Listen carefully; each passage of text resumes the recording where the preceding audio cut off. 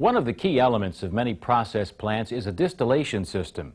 It's important for operators to understand how distillation systems work because it's part of their job to make sure the systems run properly. The purpose of any distillation system is to separate a liquid mixture into two or more components. The separation takes place in a distillation column or tower.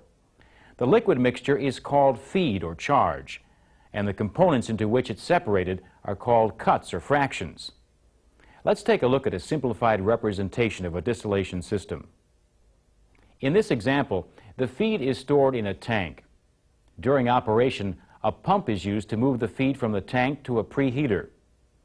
In the preheater, the mixture is heated under pressure to just below its boiling point. The pressure in the tower is lower than the pressure in the preheater. So when the feed enters the tower, it starts to boil. The vapors from the boiling liquid, which primarily contain the lighter components in the feed, rise in the tower. The remaining liquid, which consists primarily of the heavier components in the feed, moves down the tower and collects at the bottom. Some of this liquid is drawn off as the bottom's product, and some of it's routed to a device called a reboiler, which is connected to the bottom of the tower. The reboiler is usually a heat exchanger that's designed to vaporize the lighter components that remain in the liquid from the bottom of the tower. Vapors from the reboiler, or in some cases a mixture of vapors and liquid, re-enter the tower. The vapors then rise up in the tower.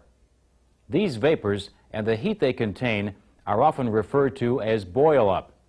The hot boil-up provides heat that's needed for the distillation process to take place in the tower. The vapors that rise up in the tower are routed to a condenser. The purpose of the condenser is to cool and condense the vapors into liquid. From the condenser, the liquid flows into a receiver or accumulator. The receiver provides a reservoir for the liquid. Part of the liquid from the receiver is pumped back into the top of the tower, and part of it is drawn off as the tower's overhead product.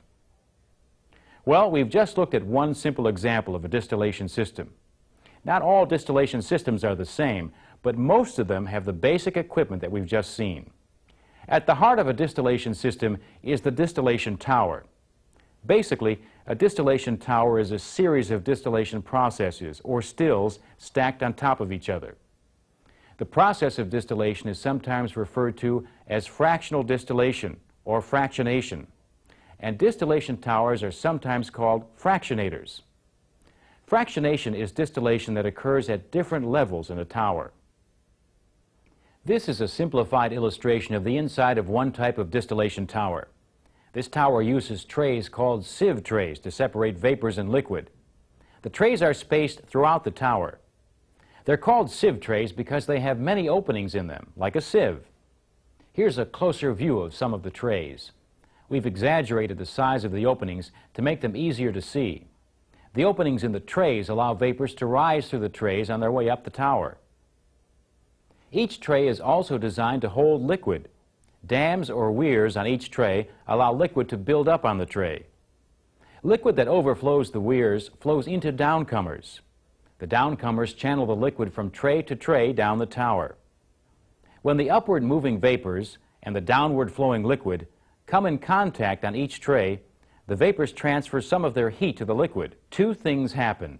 The heavier components of the vapors become cooler and condense into liquid, and the lighter components of the liquid boil. The vapors then rise toward the next tray. As this process continues, the rising vapors contain a higher concentration of lighter components and a lower concentration of heavier components. So this is how the distillation process is repeated on each tray as the vapors rise through the tower. Now, not every distillation tower is designed in the exact same way. However, every tower can be divided into three basic sections. The middle section is where the feed enters the tower and part of the feed vaporizes. This vaporization is commonly known as flashing. So this section of the tower is often called the flash zone. The section above the flash zone is called the rectification section. In this part of the tower, the concentration of lighter components increases. The section of the tower below the flash zone is called the stripping section. In this section, the lighter components are vaporized or stripped from the heavier liquid. If a distillation tower worked perfectly, it would produce pure products. Unfortunately, that's not the case. The lighter products usually contain some heavier fractions, and the heavier products usually contain some lighter fractions. This is sometimes referred to as overlap. Distillation systems use several methods to help maximize the purity of the products. One of these methods is called refluxing. The vapors coming off the top of the tower are condensed in a condenser and then collected in a receiver. Part of the liquid from the receiver is sent to storage or to other units in the plant as the tower's overhead product. The rest of the liquid is pumped back into the top of the tower. The liquid that's reintroduced into the tower is called external reflux. Because it consists of liquid that was cooled in the condenser, the external reflux is cooler than the liquid in the top of the tower. As the external reflux cools the top of the tower, vapors made of heavier fractions condense. The liquid made of heavier fractions flows down the tower and is referred to as internal reflux. Meanwhile, the top of the tower is still hot enough to keep the lighter fractions in vapor form. The vapors are drawn off the top of the tower and into the condenser. Refluxing increases the purity of the overhead product because condensing the vapors made of heavier fractions keeps them out of the stream of vapors that leaves the top of the tower. Another method used to maximize product purity is called reboiling. The bottom's liquid that's drawn off from the tower is sent to a heater called a reboiler. The rest of the bottom's liquid is sent to storage or to other units in the plant as the tower's bottom's product. The reboiler heats the liquid it receives so that a mixture of vapors and liquid is formed. Depending on the system, either vapors or the mixture of vapors and liquid is then reintroduced into the tower. The hot vapors cause any lighter fractions in the liquid at the bottom to vaporize and move up the tower. This reduces the amount of lighter fractions in the bottom's product. The reboiler provides the major portion of the heat that's required to make the distillation process work. In the type of system we've been discussing, the heat supplied by preheating the feed is not sufficient for proper distillation. The reboiler is needed to provide enough additional heat to vaporize the lighter fractions in the tower so that the products meet specifications. Although all distillation towers serve the same basic function, they don't all have the same internal components. One type of tower uses trays called sieve trays to separate vapors and liquid. That type of tower is covered in the tower operation part of this program. In this part, we'll look inside two other types of distillation towers and see how their internal components differ. Let's start with a tower that uses trays with bubble caps. The holes in each tray are covered with caps called bubble caps. The slots in these bubble caps disperse the rising vapors through the liquid on the tray.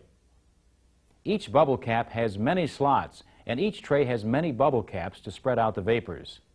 This ensures maximum contact between vapors and liquid so that maximum heat transfer can take place. Another type of tower, called a pack tower, contains layers of devices called packing instead of trays with bubble caps. There are many different types of packing. Some towers have sections that are filled with cylindrical rings like the one illustrated here. It's known as a Raschig ring. Another type of packing is known as a burl saddle. The packing breaks up the liquid so that it flows over a large amount of surface area. This exposes more of the liquid to the vapors and increases heat transfer from the vapors to the liquid. Packing can be made from many different materials, including porcelain, copper, aluminum, and iron. The main requirement is that the material must be compatible with the liquid in the tower and the conditions under which the tower is operated. This is a section of another type of packing from a distillation tower. It's called a packing grid. Each layer in the grid has spaces for vapors to rise through the packing on their way up the tower. Liquid flows over these surfaces, which channel the liquid as it flows down the tower. The packing grid provides a great deal of surface area where contact between the vapors and the liquid can take place, so heat transfer is maximized. Some of this liquid is drawn off as the bottom's product, and some of it's routed to a device called a reboiler, which is connected to the bottom of the tower. The reboiler is usually a heat exchanger that's designed to vaporize the lighter components that remain in the liquid from the bottom of the tower. Vapors from the reboiler, or in some cases a mixture of vapors and liquid, re-enter the tower. The vapors then rise up in the tower. These vapors and the heat they contain are often referred to as boil-up.